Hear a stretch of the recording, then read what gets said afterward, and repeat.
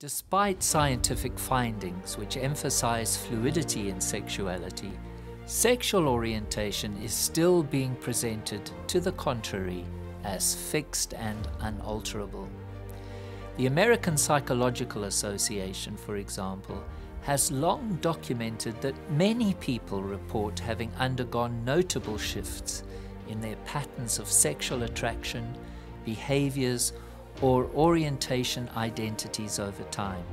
And in 2014, the Royal College of Psychiatrists changed its position statement, which up to then had claimed that sexual orientation was genetic and thus fixed, to recognize that sexual orientation does in fact change and is responsive to postnatal influences.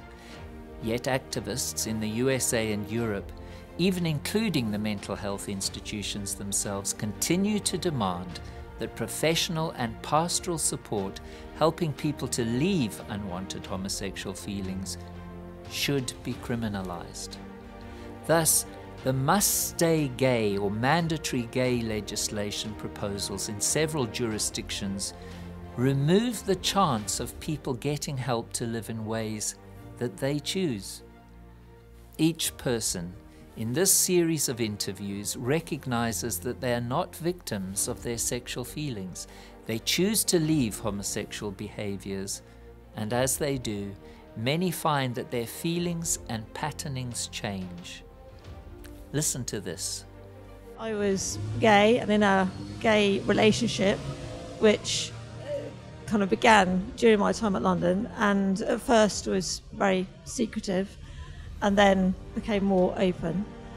But now you're married with 2 children, so there's been a journey, I would say, there. Tell us something about that. So I think the journey began, in a sense, it began when I first became a Christian, actually, when I was about 15. Because at that point I already knew I was gay. I felt like I'd always been gay. And at the point where I became a Christian, I prayed that God would keep me close to Him, and on any road that meant, whether it was celibacy or healing or however, I prayed that He would keep me.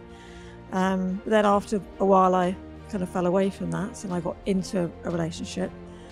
And then when I was that time in London, when I'd been in a relationship just a quite short, well, a couple of years or so, it came to a crisis.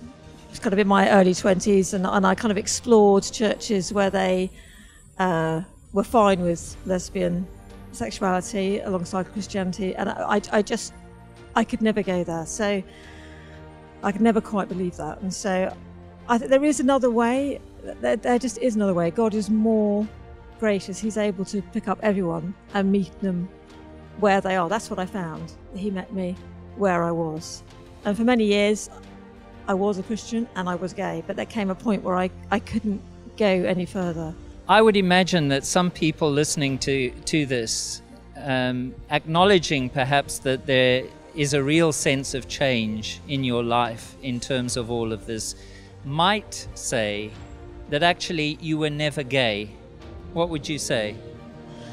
I would just have to say that they're wrong, they're mistaken. I can see how you might think that, but from the moment, I don't ever remember a time as a child where I didn't feel different, where I didn't feel gay. I don't know what age I came across that term, but I know that as soon as I did, that described me. There was never any doubt. I was never bisexual. I was never in the least bit attracted to boys or men. All my fantasies and all my desires were towards other girls.